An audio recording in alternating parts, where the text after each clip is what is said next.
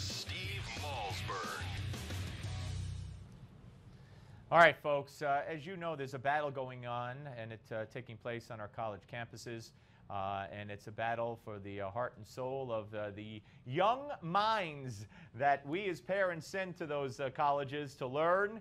And supposedly there's diversity. Well, there may be diversity of skin color and ethnicity when it comes to the students, but there's very little diversity of opinion when it comes to what you're allowed to say, what you're allowed to think, and what the professors profess to their students. Joining us now is the founder president of the Network of Enlightened Women. Karin Agness joins us. Hello, Karin. Actually, Karin. Hi, Steve. Hello, it's great Karin. to join you. Sorry about that. Good. Thanks for being aboard. It's great to be with you. All right. So you had your 9th annual national conference in Washington, D.C. Tell folks, first of all, what the Network of Enlightened Women is all about. The Network of Enlightened Women, known as NeW, is the nation's premier organization for conservative university women. It's an organization for young women on college campuses who want to get educated on conservative principles and want to be a part of a community where you're talking about these issues that too often are left off their college syllabi. But what we find is, it started as a book club, but once these women get involved, they want to do more than just read books. So they're hosting debates, holding panel discussions, and really become leaders on their college campuses, bringing a lot of intellectual diversity to campus. Yeah, we got your website up there right now. What's the website? We got the actual website is itself up on the screen. What's the address? Yeah. It's enlightenedwomen.org. And I hope that some of your viewers, after hearing a little bit more about the organization, might want to get a chapter started. We've got chapters on more than 20 college campuses around the country. It was started at the University of Virginia and has just spread throughout the country. So we are always eager to get more chapters started and hope some of your viewers might want to join our new movement. Well, let me ask you, how do you combat, I just had a panel discussion, if you want to call it that, with one I knew was a liberal. He's an attorney, but he's a political operative kind of guy, Christopher Hahn, and I had a female attorney who, it turned out, seems to me to be of the liberal persuasion. She was dead set against the Hobby Lobby case, and without going into the particulars, the Democrats are already out there, the liberals are already out there, some of the attorneys are already out there framing this as a decision against women. And in my view, they think so little of women that Christopher Hahn actually said, this is going to motivate women to come out in the midterm elections, women who would not ordinarily vote. And why? Because some women who work for certain companies won't have their birth control paid for them. I mean, is that mindset something you have to combat? Or do the women you talk to already say, this is insane, we're not going to vote on that issue?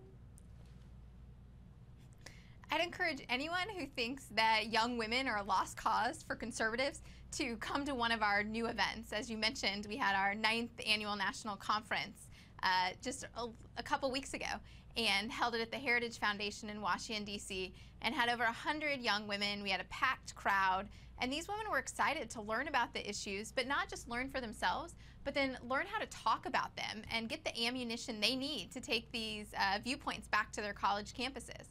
We had Katie Pavlich, New York Times bestselling author. Yeah. I'm sorry, Karin, what issues are we talking about?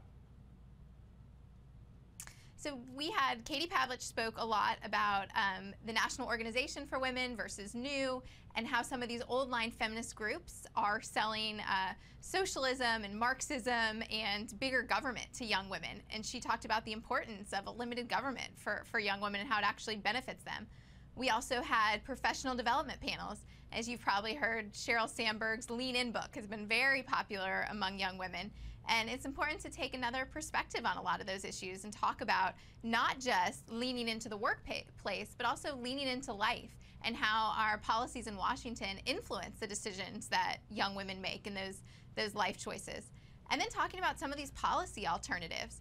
As you remember, I'm sure, in the last presidential campaign, the Obama campaign put out the Life of Julia, this infographic showing what life would be like under President Obama. And at every major stage in this young woman's life, she had some interaction with the federal government, whether it's going to school, whether it's starting a business, whether it's even having a baby. every interaction involved the federal government. And so we had 3 policy experts come offer some alternatives for these young women so that they could get a different voice. Because the problem is, right now the left often, just controls the microphone, and so they shout the loudest, and so they're the voices that these young women hear. So it's important to provide an alternative. Right, and I would assume or presume that when you talk about the left controlling the microphone, as they do in some cases, not all, as evidenced by this show and this network, you're talking about the mainstream media. How do you combat not only what's being taught on college campuses, the other groups on college campuses, but also, what they see not only from the news media, but on shows, on programs, as part of programming that these women are watching for entertainment. You got to combat all of that, don't you? Yes, it's important that we cultivate strong voices. So not only do we need to call out the bias when we see it, but we also need to cultivate that next generation of journalists and writers and those people who are going to be community leaders. So one of the things I was excited about at our national conference is we announced a new essay contest. And the topic is on the 2014 commencement speakers. As you probably remember, we had a number of women speakers who either had their invitations rescinded or withdrew because of leftist student protests. And so I think that's a great issue that we can talk about on campus and talk about the importance for intellectual diversity and fairness, and how this actually ends up being a disservice for these students because they don't get to hear an alternative. Let me ask you this. I just heard it again today while I was brushing my teeth, I think, and I said, I really got to do a commentary on this. And I've had Christina Hoff Sommers, I've had great women on who really set people straight, have written great books and great pieces. I want to ask you your take on this. Women have no self-confidence. Women are shy. We heard this in the 80s. Girls won't raise their hand. Girls aren't called on. They're not encouraged to be in science and math. When we're seeing the statistics show quite the opposite now in universities. So when you hear women have no self-confidence and that's a major problem, and it's the same old arguments from the 80s, which statistics have disproven. Is that an attempt by these liberal women's groups and the media to actually hold women down in some way? It's unfortunate that those on the left sometimes are quick to use old and outdated statistics to try to make their case and to try to help women. A great example of this is the whole Ban Bossy campaign that's led by Anna Marie Chavez from the Girl Scouts and Sheryl Sandberg from Lean In.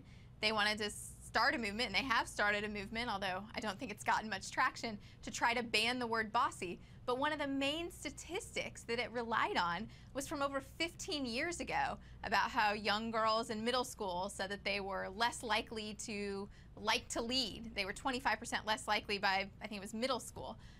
And when you rely on statistics 15 years old for something like that, where we've really been working in our education system to promote women, it really discounts the effort. So I think you're right to call out some of these misguided statistics and how they're using them to manipulate these campaigns. And one more for you, Karin. Hillary Clinton has already said that when she was running in 2008, there was sexism involved. She was a victim of sexism.